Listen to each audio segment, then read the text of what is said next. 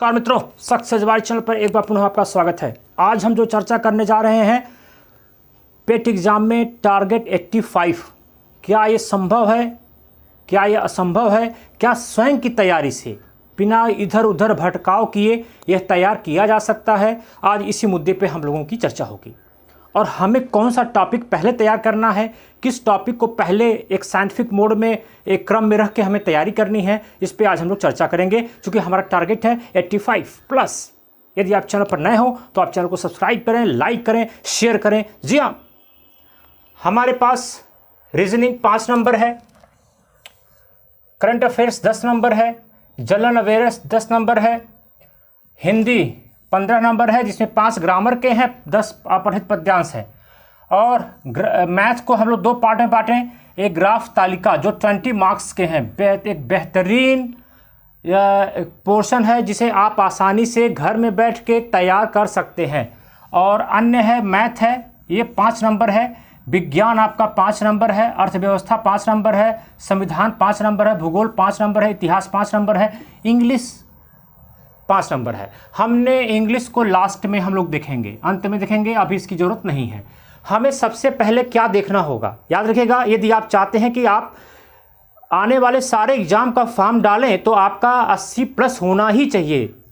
चूँकि अभी एक वैकेंसी आई थी जिसमें 82 प्लस चली गई मेरिट, तो उसके लिए हमें क्या करना है। और याद रखिएगा, बार बार लेखपाल की मेरिट 62 नहीं जाएगी।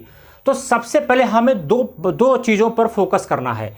एक मैथ का ये जो ग्राफ है, ठीक, ये टोटल 20 मार्क्स का है। ये जो ग्राफ आपका है, मैं अगर आपसे कहूँ कि अगर हम ग्राफ की चर्चा करें तो ये 20 मार्क्स के हैं और ये 20 में 20 आसानी से पाया जा सकता है, इसमें कोई दो राय नहीं है। अगर आप इसको अच्छी सी मेहनत 10 दिन कर देंगे इस पर तो आप 20/20 एग्जैक्टली पा जाएंगे। ठीक, पहला नंबर हमें ग्राफ पे फोकस करना है।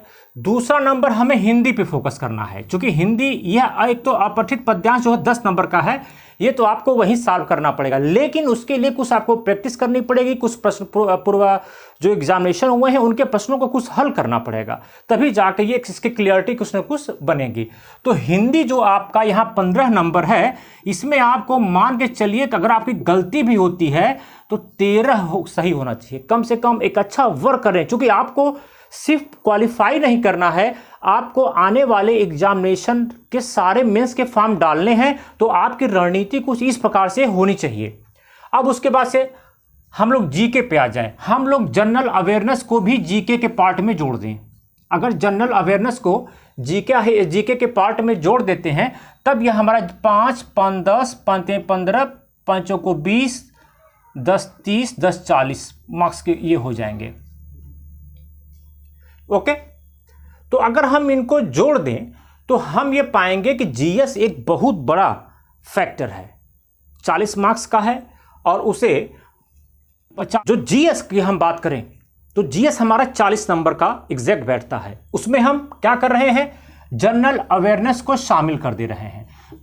और सबसे अच्छी बात है कि उसने हर टॉपिक को अलग अलग कर दिया है, और हर टॉपिक को अलग अलग करने के बाद से उस पर मार्क्स डिसाइड कर दिया है। जैसे फॉर एग्जांपल साइंस है, उसमें 5 नंबर का आएगा, अर्थव्यवस्था 5 नंबर का आएगा, संविधान 5 नंबर का आएगा, भूगोल 5 नंबर का आएगा, इतिहास 10 मार्क्स का। यानी कि एंशिएंट हिस्ट्री, मेडिवल हिस्ट्री और मॉडर्न हिस्ट्री को जोड़ दें तो इनकी वैल्यू 10 मार्क्स की है।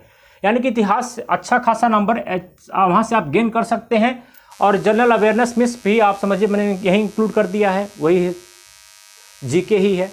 तो अब हमें इसकी तैयारी के लिए क्या करना पड़ेगा, मैं कह रहा हूं कि अगर आपको 40 में कम से कम 35 क्वेश्चन सही करने हैं, 35 क्वेश्चन आपको सही करने हैं 40 में, तो उसके लिए आपको क्या करना पड़ेगा कि जो फेमस क्वेश्चन है, जब हम फेमस क्वेश्चन की बात करते हैं तो फॉर द एग्जाम्पल हम उसकी बात करें कि जैसे फेमस क्वेश्चन क्या होता है। क्योंकि अब मान लो कि ये आपका संविधान है, संविधान आपका 5 ही नंबर का है, तो बहुत डीप में नहीं पूछा जाएगा। जो फेमस क्वेश्चन होते हैं वही क्वेश्चन आपसे पूछे जाएंगे। जैसे बोल दिया गया कि दल बदल अधिनियम किस कौन सी अनुसूची में है, कब पारित किया गया, या मतलब कि ये संयुक्त अधिवेशन किस अनुच्छेद में है, कौन बुलाता है, कौन अध्यक्षता करता है, ये सारे फेमस क्वेश्चन हैं और आपको यहीं से क्वेश्चन पूछे जाएंगे। तो 5 नंबर के क्वेश्चन में ज़्यादा आपको डीपली जाने की ज़रूरत नहीं है, एक सीधी एक मतलब कि ब्लैक एंड वाइट रूप में आपको उसको देखने की ज़रूरत है। जैसे भूगोल 5 नंबर का है तो उसमें विश्व का भूगोल भी है, ज्योग्राफी भी, इंडियन ज्योग्राफी भी शामिल हो जाएगी। तो मान लेते हैं अब आपसे पूछा गया कि कौन सी भारत की नदियां हैं जो भ्रंश घाटी में बहती हैं, कौन सी नदियां हैं जो डेल्टा में बहती हैं। ऐसे क्वेश्चन जो बराबर पूछे जाते हैं, हमेशा आयोग की नज़र ऐसे क्वेश्चन पे रहती है, तो उन क्वेश्चंस को वो पूछ ले जाएंगे। तो आपको टारगेट 35 प्रश्न आपको वहां सॉल्व कर ले जाने हैं और ऐसे ही क्वेश्चन आएंगे और उसको आप आसानी से सॉल्व कर ले जाएंगे। अब मैं बात करता हूं कि करंट अफेयर्स एक बहुत ही इंपॉर्टेंट मुद्दा है। चूंकि सितंबर में एग्जाम होगा तो 6 महीने पहले तक का करंट अफेयर्स, खासकर उसमें यूपी को भी आपको ध्यान में रखना होगा। यूपी करंट अफेयर्स या यूपी के जो बजट हैं उसको ध्यान में रखना होगा, वहां से क्वेश्चन श्योर आएंगे, इसकी मेरी गारंटी है। इस नाते करंट अफेयर्स को पढ़ते समय आपको यूपी को भी साथ में ध्यान में रखना पड़ेगा। और पिछले 6 महीने, सितंबर से आप पीछे बैक चले जाएंगे 6 मंथ, वहां तक के करंट अफेयर्स को और फेमस करंट अफेयर्स को आपको देखना होगा। यानी कि इसमें जनरल अवेयरनेस में, ये करंट अफेयर्स में हम मान के चलें कि इसमें आपका कम से कम 8 क्वेश्चन सही होना ही चाहिए। अगर आपका 8 क्वेश्चन नहीं सही होता है तो आप उस गड़बड़ रेंज में जाते हैं। रीजनिंग की बात हम कर लें। रीजनिंग में क्या है, 5 नंबर का है तो कम से कम 4 क्वेश्चन आप सही कर ले जाइएगा। यहां पे 4 क्वेश्चन सही कर ले जाइएगा। अब हम मैथ के अन्य पे आते हैं। ग्राफ तो हमने कह दिया कि 20 में 20 आपको करने ही करने हैं, इसमें ज़्यादा मेहनत नहीं है। फार्मूलेज हैं, लिमिट फार्मूला है, उसमें आपका हो जाएगा।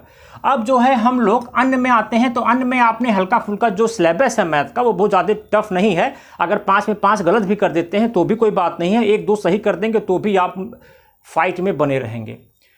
अब हम लोग आते हैं, जीके हो गया, मैथ हो गया, हिंदी मैंने आपसे कहा ही है कि हिंदी आपको अच्छे से पढ़ना ही पढ़ना है, करंट अफेयर हो गया, रीजनिंग हो गया। अंत में हम लोग आते हैं इंग्लिश में। इंग्लिश में ये 5 में ही ग्रामर भी इनका इंक्लूड है और जो अनसीन पैसेज होता है वो भी इंक्लूड है। तो आई होप कि अगर आप ग्रामर नहीं भी कर पाते हैं तो 1-2 क्वेश्चन तो अनसीन पैसेज कर ही ले जाएंगे, तो यहाँ कम से कम आप 2 क्वेश्चन भी सही कर ले आते हैं। तो इस सिनेरियो से पढ़ने पर आपको लगेगा कि आपने 85+ का जो टारगेट रखा था वो इजीली आपने अचीव कर लिया।